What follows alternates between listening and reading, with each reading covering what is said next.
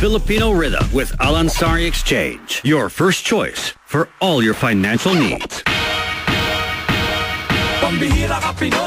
Magandang gabi po. Kayo po'y nakikinig sa programang Filipino Excellence in the Middle East. Ako po si Art, kasama si El, at nandito rin si Bluebird. Napakinggan po ninyo ang unang guest namin, si Jomar Salumbides. Ang second guest naman ay tulad ni Jomar, siya rin ay isang global counselor. At nag-umpisa po siya in 2001, pero sa Pilipinas po, nag-umpisa siyang full-time community counselor in 1999. This is his first time to come to Dubai, pero 2 years ago nasa Qatar siya. At siya po ay nag-training under the Center for Families ng Ateneo. Ito po mga tagapakinig, si Willie Padida. Good evening, Willie. Good evening, Art. Good evening, Els. Good evening po. Ganon din sa'yo, Bluebird. Yes, Magandang gabi. At least nandito ka pa. Yeah. Oo nga. Magandang gabi din sa mga tagapakinig ng programang ito, lalong-lalo na sa mga kababayan natin na nandito sa Middle East. Okay. Welcome kayo dito sa programa namin. At welcome din kayo. Welcome na welcome. Tama yan. Programa Alam mo, natin yan. Programa nyo. Actually, Willie, di lang sa Middle East ito napapakinggan. Right now, may nakikinig sa Pilipinas, sa Qatar, Kuwait, Saudi. Bahrain. So, ito, global to kasi via internet access.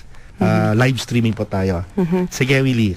Mang Willie. Back to your program. Okay, back to you, Mang Willie. Mang Willie, alam ko, first time yun sa Dubai. Willing-willy ka ba sa init na nararamdaman mo? At mas huli yung oras ng 4 na oras kaysa sa Pilipinas?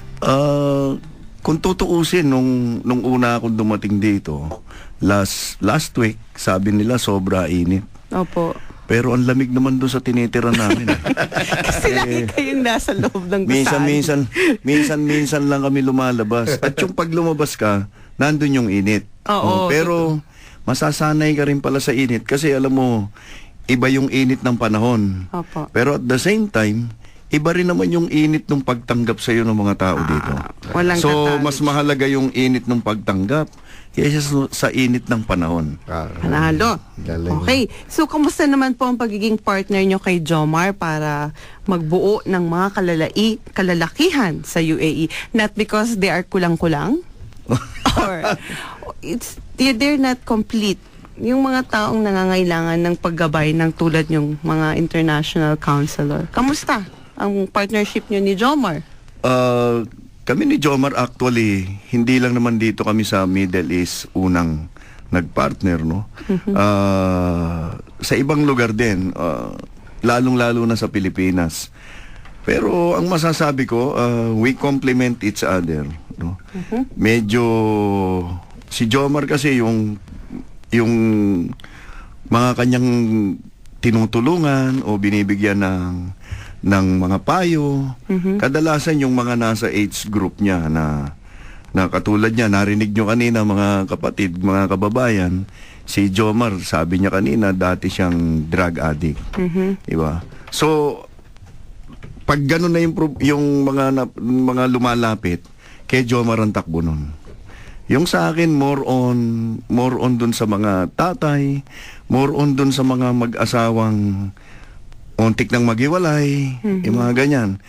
Muntik, dun din sa mga paminsan-minsan, may nasasabat akong yung mga magpapakamatay. Correct. Yan. Kasi, yung counseling naman, hindi lang sa isang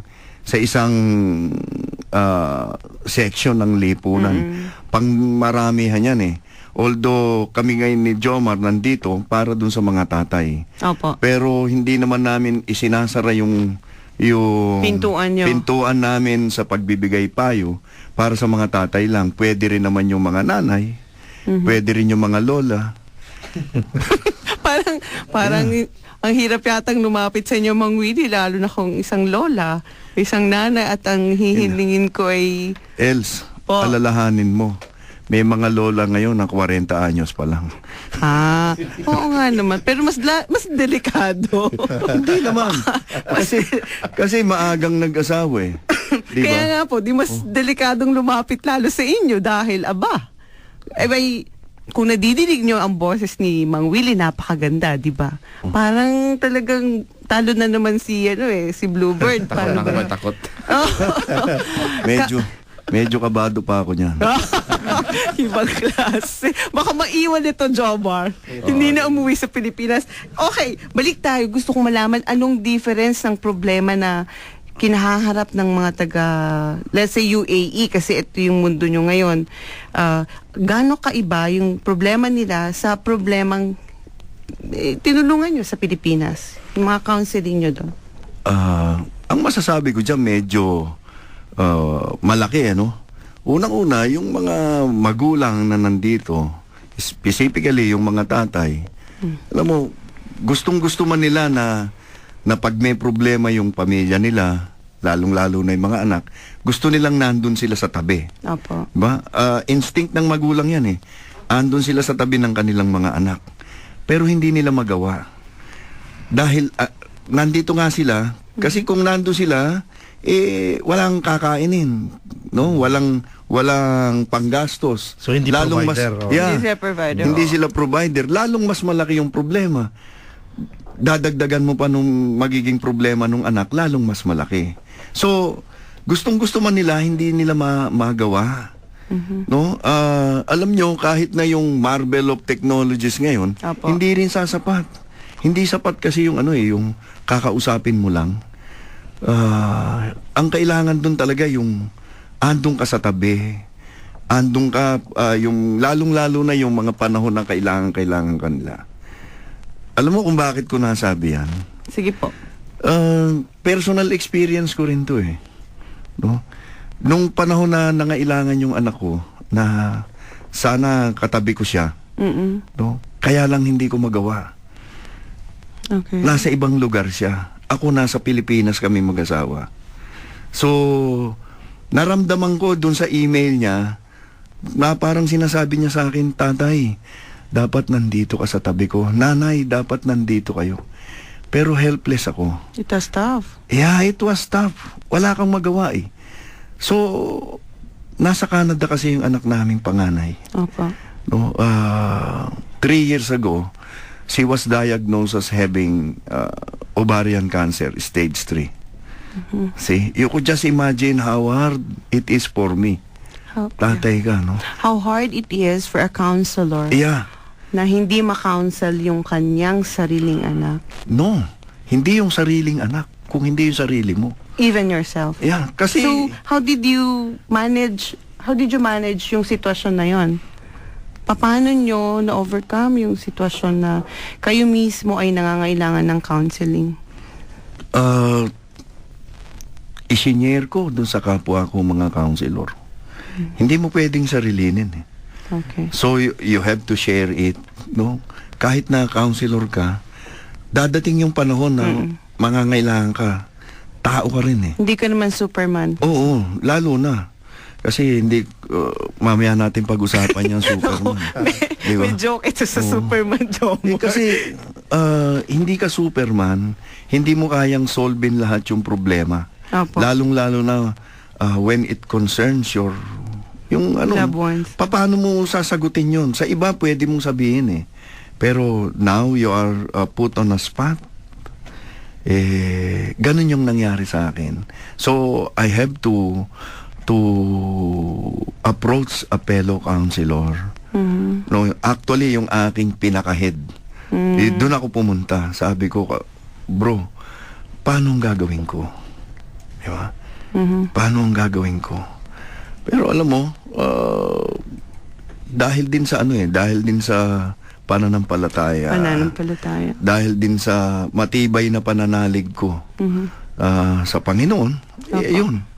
No, na inassure niya naman ako na hindi kita pababayaan. Mang Willie, sa tingin mo ba, ito ay pinadama sa'yo or naging experience mo to para lalo na pag ang kinakausap mo na isang nasa sitwasyon mo dati noon, mas effective kang counselor? Tama ka.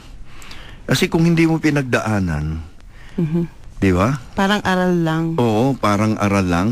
Yung kahit na binasa mo yan o pinag-aralan mo ng ilang taon, hindi mo pinag-aralan. Katulad nung bisyo.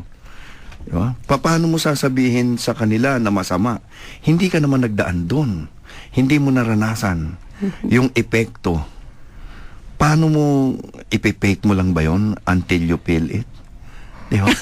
Oo, okay. Di ba, hindi mo pwedeng i-fake. Kasi, kailangan mo, dadaan at dadaan ka doon sa mga pagsubok. Kasi, ako nakikita ko, para maging effective ka, no, you have to go through. You have to go through with the same experiences. Oh. Parang you see with the heart. Yeah, you see with the heart and you listen with the heart.